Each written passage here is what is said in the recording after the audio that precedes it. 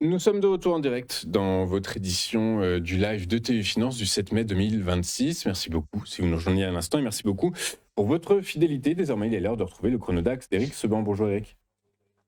Bonjour. Bonjour, merci beaucoup d'être avec nous ce matin, Éric Seban. Vous êtes trader, formateur et coach. Vous avez également mis en place le réseau Strafi, qui est un réseau de traders indépendants. Le DAX, comme l'ensemble des marchés des places financières mondiales, a retrouvé des couleurs hier, recouvré des couleurs hier.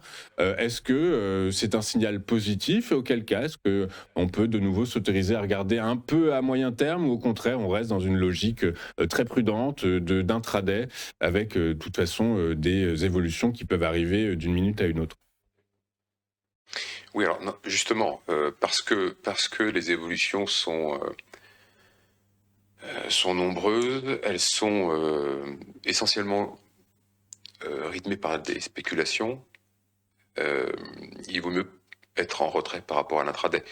Le mieux, c'est plutôt de travailler maintenant des scénarios qui sont certes très difficiles à mettre en place pour plusieurs raisons. La première étant que, avec tout ce que nous avons aujourd'hui, à savoir très peu de densité dans le marché, on a globalement à peu près plus de un jour, moins de le lendemain, plus de le suivant et encore plus de. Donc c'est ce qu'on a eu depuis une semaine. Donc quelque chose qui dégage beaucoup de bruit, une évolution qui met beaucoup de bruit dans les graphiques, ce qui fait que ça devient très difficile de pouvoir justement le lire, le décoder et à partir de là établir des scénarios. Donc on a beaucoup de volatilité en intraday parce qu'il y a très peu de participants, hein, les volumes sont misérables. En pleine nuit, généralement, c'est encore un petit peu euh, animé avec la session asiatique. Là, on a quelques centaines de contrats, c'est vraiment mort, mort, mort. Donc c'est très, très difficile de travailler dans un marché comme ça en intraday, avec des mouvements qui peuvent se produire pour rien du tout à tout moment.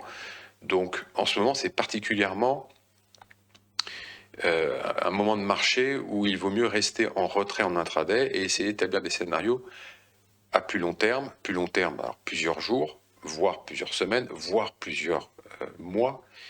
Ça va dépendre sur quel horizon de temps on est à l'aise et sur quel graphique on obtient les informations. Donc ce qu'il faut, avant toute chose, c'est essayer de définir quelle est la zone de jeu, quels sont les gros niveaux qui peuvent arrêter les prix. J'en ai proposé plusieurs ces dernières semaines, ils ont bien fonctionné, mais c'est plus avec les options qu'il faut les travailler parce que vous ne savez pas.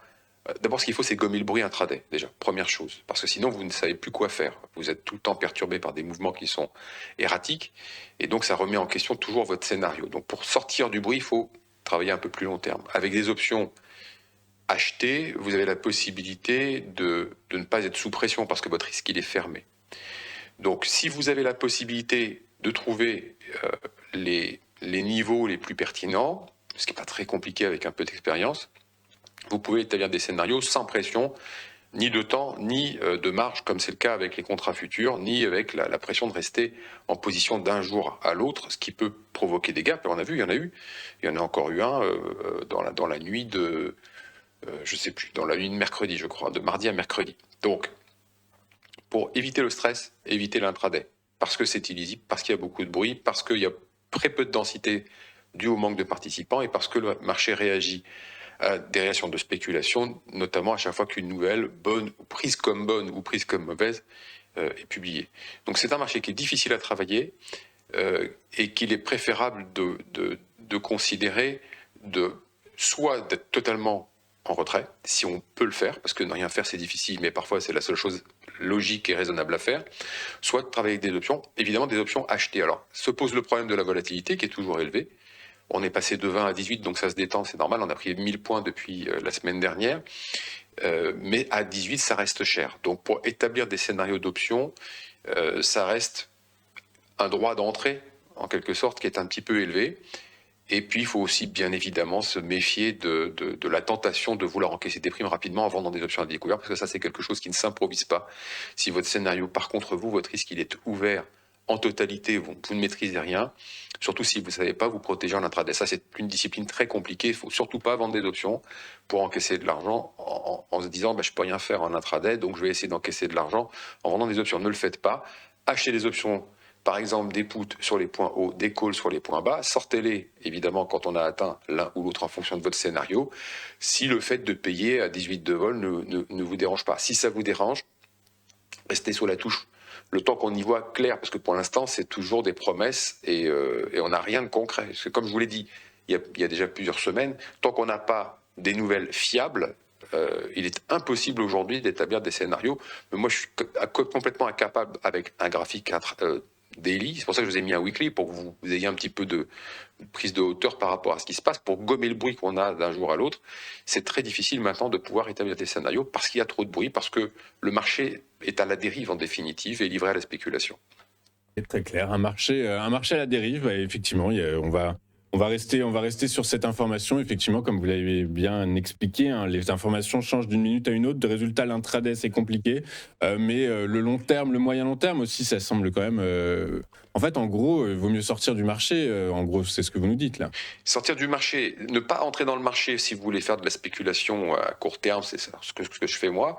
Si vous êtes investi en action, il ne faut pas sortir du marché parce que vous n'avez pas de signal de vente et au contraire, vous avez eu beaucoup de démonstrations qu'à chaque fois que le marché a tenté de baisser, il a résisté et il est remonté. Donc, si on cède à la tentation, parce je ne sais pas quelle pourrait être la raison pour laquelle on n'en pourrait plus et qu'on serait au point de vendre parce qu'on en a marre, alors je pourrais le comprendre en même temps, mais ça ne serait pas la bonne stratégie, parce que le marché montre beaucoup de résilience et à chaque fois rebondit. Je ne dis pas qu'il faut renforcer sur ces niveaux-là, certainement pas. Acheter quand on est en bas, c'est compliqué, évidemment.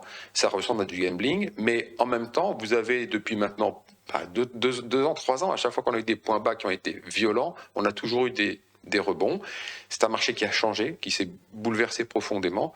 Et si vous détenez des actions, c'est pas le moment d'encaisser. Le marché ne vous a pas donné à aucun moment un signal de faiblesse. Et un relais baissier, même quand on a cassé les derniers supports les plus bas, ça a toujours été des fausses sorties. Donc ça veut dire que le marché n'a pas le carburant pour baisser. Après, on peut argumenter et disserter des raisons pour lesquelles le marché se maintient en l'air, mais pour l'instant en tout cas, si vous avez des actions, conservez-les parce que vous n'avez pas de signal de vente et que jusqu'à présent, et depuis déjà 2 ans, ça a toujours été la meilleure stratégie. Ok, bah écoutez, le message est passé. Merci beaucoup Eric d'avoir été avec nous ce matin. Eric Seban, vous êtes trader, formateur et coach. Vous avez mis en place le réseau Strafi, réseau de traders indépendants franchisés. Vous êtes avec nous tous les jeudis matins pour nous expliquer comment fonctionnent les marchés sous le prisme de l'évolution de l'indice phare allemand futur, le DAX futur. Merci beaucoup Eric d'avoir été avec nous ce matin. La semaine prochaine, de l'autre côté, petite page de publicité. Juste après, on retrouve Mohamed Ganet et son point sur l'actualité crypto et la stratégie qu'il utilise pour adapter cette actualité à son trading, à ses investissements. À tout de suite.